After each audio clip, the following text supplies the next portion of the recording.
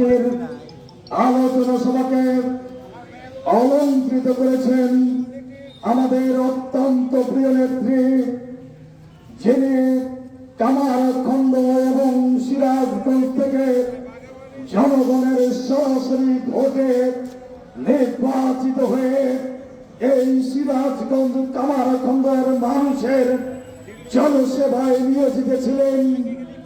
আমাদের সিরাজগঞ্জ জেলা বিএনপির সংগ্রামী সভাপতি, যিনি বারবার ফ্যাসিবাদ দ্বারা আক্রান্ত হয়েছেন, আমাদের সেই প্রিয় নেত্রী জনগণ মাহমুদ উপস্থিত রয়েছেন। বাংলাদেশ জাতীয়তাবাদী ওলামা দলের সম্মানিত সদস্য সচিব, কেন্দ্রীয় কমিটির সদস্য সচিব জনাব আবুল হোসেন, আর উপস্থিত রয়েছেন ওলামা দলের কেন্দ্রীয় নেতৃবৃন্দ এবং আমাদের সিরাজগঞ্জের ওলামা দলের বিভিন্ন ইউনিটের 18টি ইউনিটের ওলামা দলের নেতা কর্মী ভাই বোনেরা, সবাইকে আমি আমাদের প্রিয় নেতা, আমাদের প্রাণের স্পন্দন, যিনি আমাদের গত 17 বছর ছাত্র জনতাকে 18,000 মাইল দূর থেকে প্রেরণা দিয়ে, উৎসাহ দিয়ে, সাহস দিয়ে রাজপথে থাকার জন্য,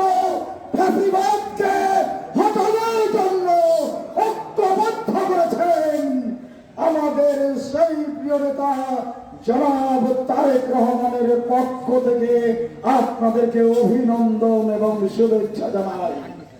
প্রিয় ভাইয়েরা আমার, অভিনন্দন শুভেচ্ছা জানাই আমাদের সিরাজগঞ্জের কৃতি সন্তান জনাব ইকবাল হাসান মাহমুদ টুকু ভাইয়ের পক্ষ থেকে। প্রিয় ভাইয়েরা আমার, আমি বক্তব্য দীর্ঘায়িত করব না। আমি অত্যন্ত অসুস্থ ছিলাম, তারপরেও আমি চলে এসেছি, কারণ এই সিরাজগঞ্জের ওলামা দল সংগঠিত একটি দল। আমরা যখন আন্দোলন করেছি, আমরা যখন সংগ্রাম করেছি, আমরা যখন রাজপথে থেকেছি, এই জাতীয়তাবাদী ওলামা দল সিরাজগঞ্জের সাথীরা, সিরাজগঞ্জের ভাইরা প্রত্যেকটা আন্দোলনে সংগ্রামে আমাদের সঙ্গে সম্পৃক্ত থেকেছে। প্রিয় ভাইরা, যখন ফ্যাসিবাদ ছিল, জানাজার কর্মসূচি দিয়েছে, জানাজায় অনেক নেতাকে আমরা খুঁজে পাই নাই, অনেক কর্মীকে খুঁজে পাই নাই।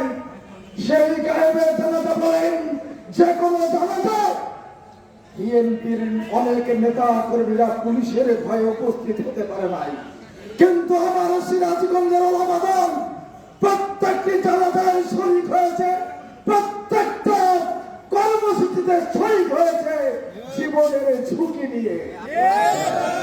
আমি খুব অত্যন্ত দৃঢ়তার সঙ্গে বলতে চাই, সিরাজগঞ্জের জাতীয়তাবাদী ওলামা দল অত্যন্ত শক্তিশালী একটি দল।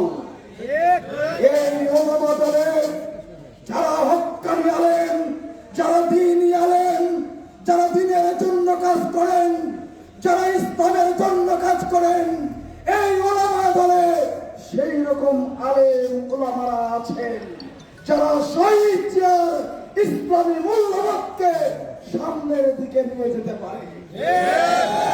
আমাদের ওলামা দলের মধ্যে মিথ্যা আশ্বাস দেওয়ার মতো, মিথ্যা সান্ত্বনা দেওয়ার মতো, মিথ্যা কথা বলার মতো কোনো নেতা নেই।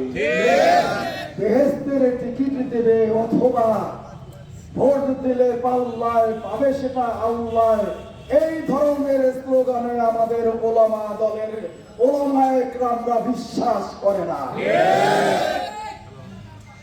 রাসূল বলেছেন, হাদিস শরীফে বলা আছে, নিজে আলেম হও, আলেম হতে না পারলে আলেমের ছাত্র হও, সেটাও যদি না পারো আলেমের মহব্বতে, আলেমের সাহাবতে থাকো, মসজিদ মাদ্রাসার খেদমত করো। আমরা ওলামা দলের নেতৃত্বে আমরা সেটাতেই বিশ্বাস করি।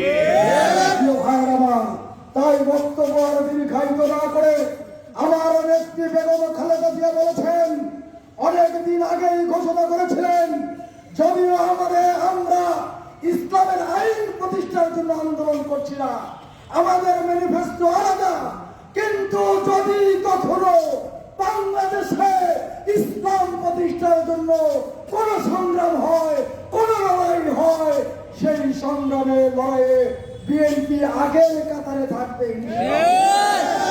তাই আজকের এই ওলামা দলের এই প্রতিষ্ঠা বার্ষিকীতে সকল নেতৃবৃন্দকে অভিনন্দন এবং ধন্যবাদ জানিয়ে এবং আগামী দিনে ধানের শীষে ভোট নেওয়ার জন্য পাড়ায় পাড়ায়, মহল্লায় মহল্লায়, মসজিদে মসজিদে আপনারা আপনাদের ভূমিকা দিয়ে জনগণকে উদ্বুদ্ধ করবেন, এই আশা ব্যক্ত করে আমার বক্তব্য এখানেই শেষ করছি। সবাই আপনারা ভালো থাকবেন, সুস্থ থাকবেন। আসসালামু আলাইকুম।